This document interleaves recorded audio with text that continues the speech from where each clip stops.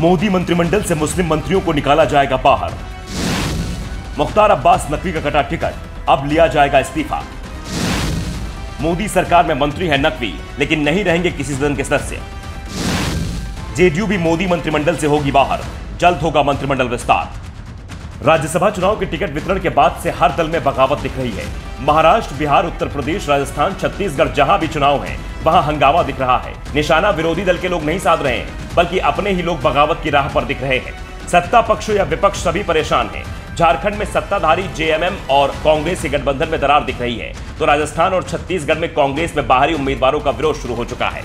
बिहार में जेडीयू के अंदर अलग ही आग लगी हुई है। आरसीपी सिंह बड़ी मुश्किल से केंद्र में मंत्री बने थे, अब मंत्री पद भी जा रहा है और राज्यसभा की सदस्यता भी, क्योंकि उनका कार्यकाल खत्म होने वाला है और जेडीयू ने उन्हें टिकट नहीं दिया है। दूसरी पार्टियों में तो टिकट काटने के बाद महाभारत मची हुई है, लेकिन बीजेपी में खामोशी है। नेताओं को टिकट कटने का दुख तो है, लेकिन बेचारे मुंह से कुछ नहीं कह पा रहे हैं। यूपी विधानसभा चुनाव से पहले आरसीएन सिंह ने कांग्रेस छोड़ दी, बीजेपी ज्वाइन की थी। उम्मीद थी कि इसका उन्हें इनाम दिया जाएगा। जैसे सिंधिया को राज्यसभा भेजा गया, उन्हें भी भेजा जाएगा। समय भले ही ज्यादा लगेगा, लेकिन केंद्र में उन्हें मंत्री पद भी मिलेगा। विधानसभा चुनाव में भी उन्होंने बीजेपी के लिए जबरदस्त मेहनत की थी और अपने जिले की सभी सीटें बीजेपी को जितवा दी थी। यूपी में बीजेपी को राज्यसभा की 8 सीटें मिलनी है, लेकिन बीजेपी ने आरपीएन सिंह को टिकट नहीं दी। अब आरपीएन समर्थक मायूस दिख रहे हैं। बीजेपी से संकेत मिल रहे हैं कि आरपीएन को अभी और तपस्या करनी है। अभी तो वो बीजेपी में शामिल हुए हैं। दूसरी ओर पार्टी में वर्षों तपस्या करने वाले मुख्तार अब्बास नकवी की परेशानी बढ़ी हुई है। मुख्तार केंद्र सरकार में मंत्री हैं और उनका कार्यकाल भी खत्म हो रहा है और उन्हें भी बीजेपी ने टिकट नहीं दिया है। नकवी को राज्यसभा का टिकट न मिलना चौंकाने वाला है। केंद्रीय मंत्री बने रहने के लिए लोकसभा या राज्यसभा में से किसी एक सदन में मौजूदगी जरूरी है। ऐसे में मुख्तार अब्बास नकवी के भविष्य को लेकर सवाल उठने लगे हैं। दावा किया जा रहा है कि रामपुर के लोकसभा उपचुनाव में बीजेपी उन्हें उम्मीदवार बना सकती है। मुख्तार को साफ साफ संदेश दिया गया है कि पार्टी ने उन्हें बहुत कुछ दिया है, अब उन्हें पार्टी के लिए रामपुर सीट जिताकर देनी है।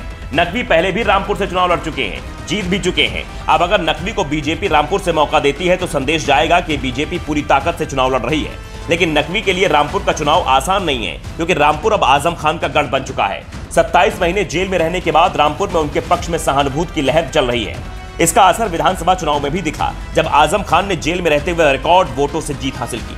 ऐसे में रामपुर में नकवी की जीत आसान नहीं दिख रही है और अगर वो हारे तो यह भी तय है कि मोदी मंत्रिमंडल से उन्हें बाहर कर दिया जाएगा, यानी केंद्र सरकार से मुसलमानों का प्रतिनिधित्व पूरी तरह से समाप्त कर दिया जाएगा। और अगर ऐसा होता है तो शायद आजाद भारत का यह पहला मंत्रिमंडल होगा जिसमें मुसलमानों का प्रतिनिधित्व नहीं होगा।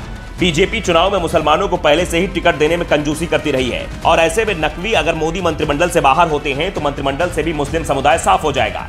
बीजेपी की ओर से इस बात के संकेत मिलने लगे हैं कि नकवी को मंत्रिमंडल से हटाया जा सकता है, उनसे जल्दी इस्तीफा मांगा जा सकता है, नकवी को पार्टी संगठन में जगह दी जा सकती है। साथ ही ये भी संकेत मिल रहे हैं कि जल्द ही मोदी मंत्रिमंडल विस्तार भी हो सकता है। कुछ नए मंत्रियों को सरकार में शामिल किया जा सकता है। Bureau report, the Dhakad news.